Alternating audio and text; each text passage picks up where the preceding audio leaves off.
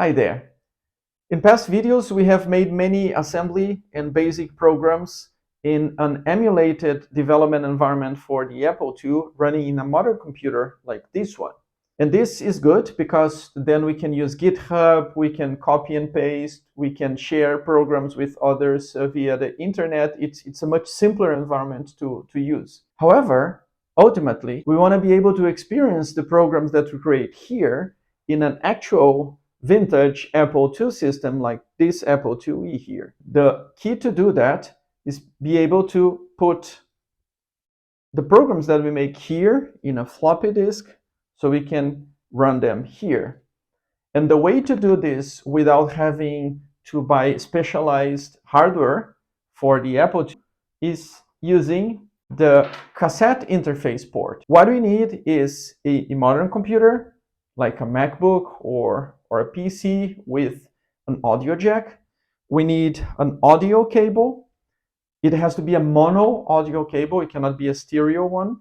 If we have such a simple cable, we can convert our programs to audio using a program called C2T, which then can be used to stream this via the cassette interface port to the Apple II and write the program in a floppy disk. So from that moment on, we can just use it normally like any program in the vintage Apple II system. Without further ado, here we go. Let's say you have a basic program like this text adventure that we have made together in previous videos, and you want to get this in the Apple II. So first thing, we need to make sure that the program is loaded in memory.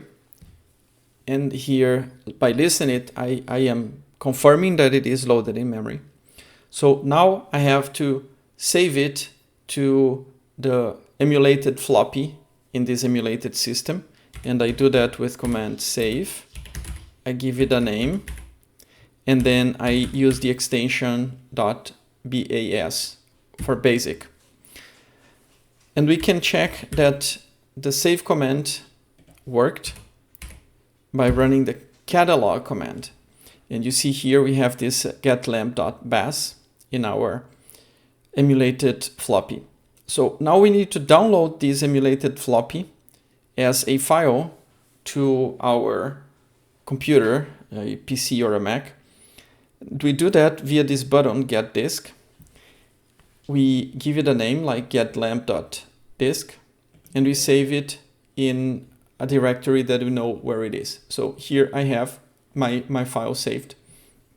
And the next thing, we're going to convert this getlamp.disk into an audio file, because then we can use that audio file as if it were a cassette, and we can use the cassette port of the Apple II to load that program.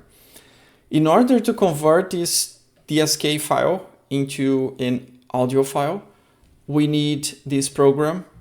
It's an open source program called C2T, Code to Tape, which was specifically made for this purpose. I'm going to share the URL. I'm going to share the link to this repository in the notes. So what you do is you come to this link here where you have a zip file, and you download the zip file, which will contain the binary program of C2T that you can use. And to do that, we download it to a local directory, and we extract this zip file to a local directory, and then we're going to have this C2T program locally. You can see that here I have a directory with the getlamp.dsk file and the C2T program. So the use is very simple. I type C2T, and then I type the name of the DSK file, and then I type the name of the audio file that I want as output. And in this case, it's the same name, but with the extension wave, which is an audio file. So we run the command, and it's as simple as that. You can see that now we have the getlamp.wave.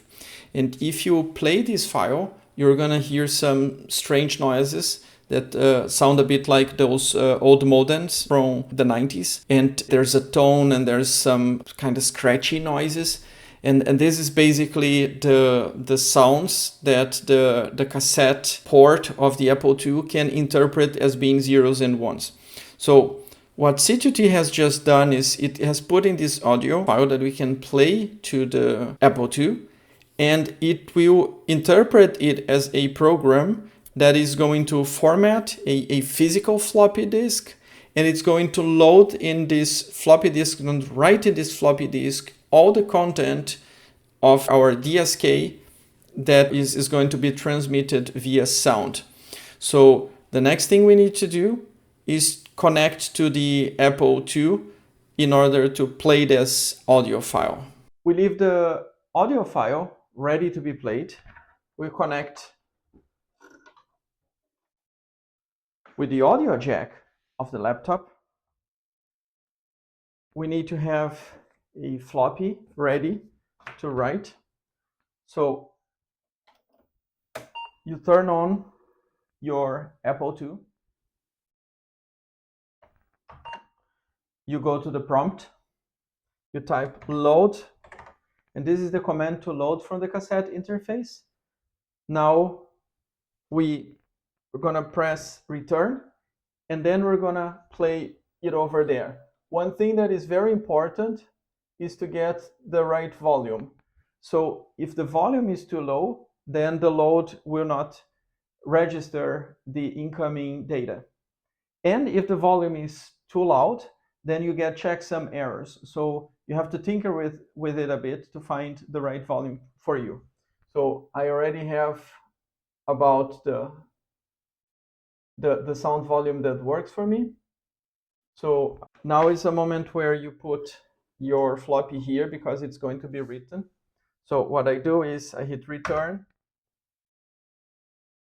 and I hit play.